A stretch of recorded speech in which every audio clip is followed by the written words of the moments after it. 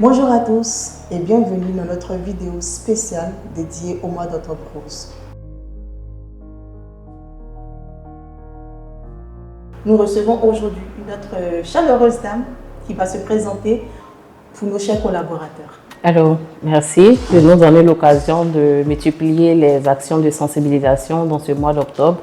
Je suis Madame Koulibaly, sage-femme, et je suis chargée du dépistage du sein, du cancer du sein et du col de l'utérus.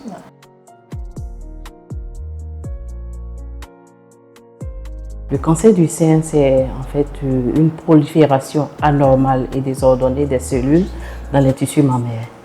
Madame Koulibaly, on parle de cancer du sein chez la femme.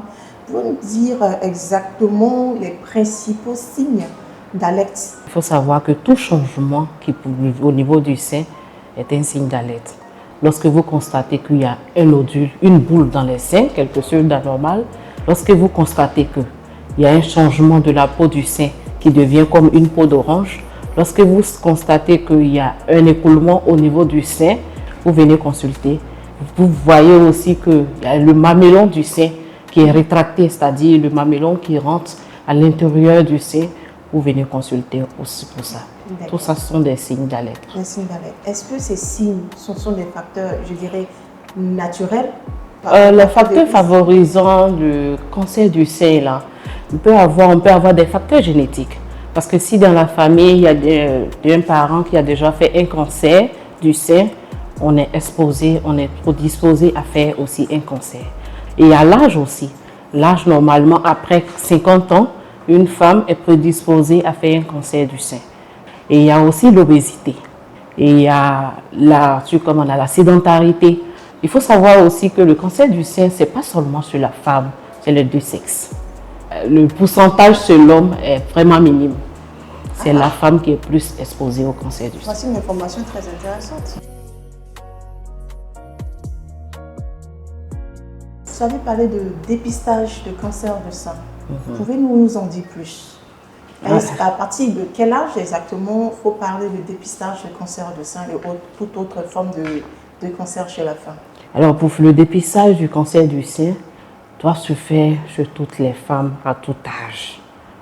Alors, on peut dire à partir de l'âge de l'adolescence, à partir de l'âge de l'adolescence déjà, parce que même les adolescentes, elles peuvent avoir des problèmes dans le sein. Donc, tout problème qui est lié au sein, nous faisons le diagnostic et faisons une bonne prise en charge. Quels sont les différents types de dépistage disponibles aujourd'hui? L'autopalpation, c'est d'abord le premier examen. C'est-à-dire l'autopalpation, c'est la femme elle-même qui dépiste quelque chose d'anormal dans ses seins et elle vient vers nous pour la palpation et pour d'autres examens éventuels. À quelle fréquence exactement faut-il le faire? L'autopalpation, en fait, après les règles d'une femme, c'est-à-dire après ses règles, elle doit s'auto-examiner. C'est-à-dire qu'après les règles, juste après les règles, le conjoint peut palper les seins de sa femme. La majorité des cas même, c'est l'homme qui dépiste.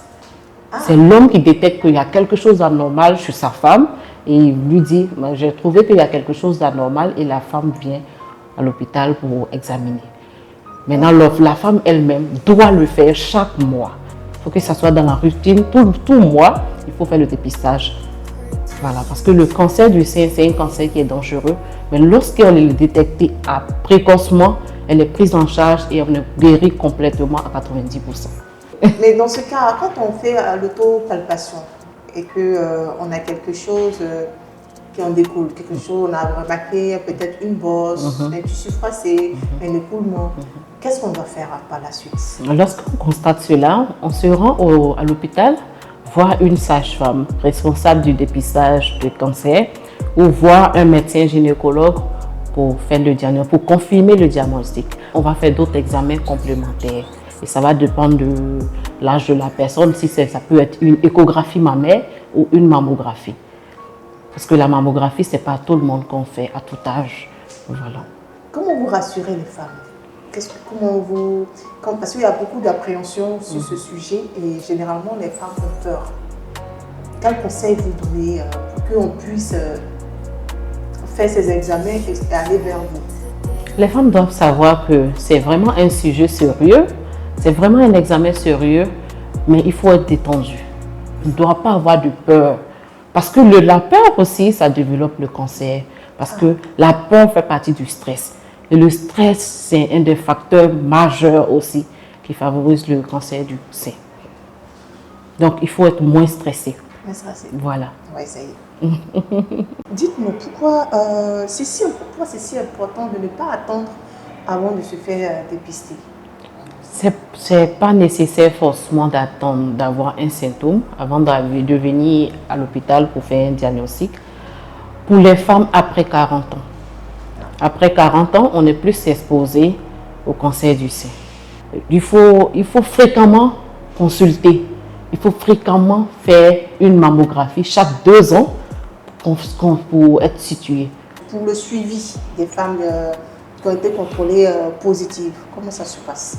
Pour le suivi, qu'on diagnostique le cancer, que c'est un cancer, la femme est prise en charge. Lorsqu'on est dépisté tôt, on peut guérir du cancer du sein. Est-ce qu'il y a des institutions, je dirais des centres hospitaliers spécialisés dans le traitement des cancers chez la femme, principalement celui du sein? Oui, chez nous en Côte d'Ivoire ici, on a la CNRAO qui est là pour le suivi, le traitement des différents cancers du sein. Là, il y a la CNRAO, il y a l'INSP, il y a l'hôpital mère-enfant qui soigne vraiment le cancer du sein. Si je pose la question, c'est parce qu'on a des idées assez arrêtées du cancer du sein. Dès qu'on entend le cancer du sein, automatiquement on pense à l'ablation du sein. On va perdre un sein. On doit le dire. Non, pas forcément. Le cancer du sein, lorsqu'il est détecté, les traitements sont en fait individualisés. Quand vous êtes dépisté, il y a la chimiothérapie qu'on peut faire, il y a la radiothérapie, il y a la chirurgie aussi, mais c'est la chirurgie qui fait plus peur. Mais il ne faudrait pas qu'on ait peur. On a plusieurs cas aujourd'hui en Côte d'Ivoire des femmes qui sont guéries du cancer, donc il ne faudrait pas que ça soit quelque chose d'effrayant pour nous. Il ne faudrait pas que ce soit quelque chose d'effrayant.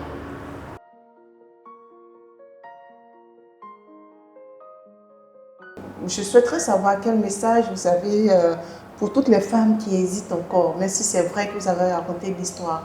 Mais il y aura toujours des femmes qui seront hésitantes. Quel est votre message pour ces femmes-là? Ce que je peux dire, les femmes, mesdames, chères dames, ayez confiance à vos personnels de santé. Et ce que je vais insister dessus aujourd'hui, le stress, c'est un des facteurs. Et ce que je peux dire encore, le stress, c'est des facteurs qu'on peut éviter. C'est-à-dire, lorsqu'on est stressé, faisons le sport. Faisons le sport. Le sport, c'est vraiment un gros remède.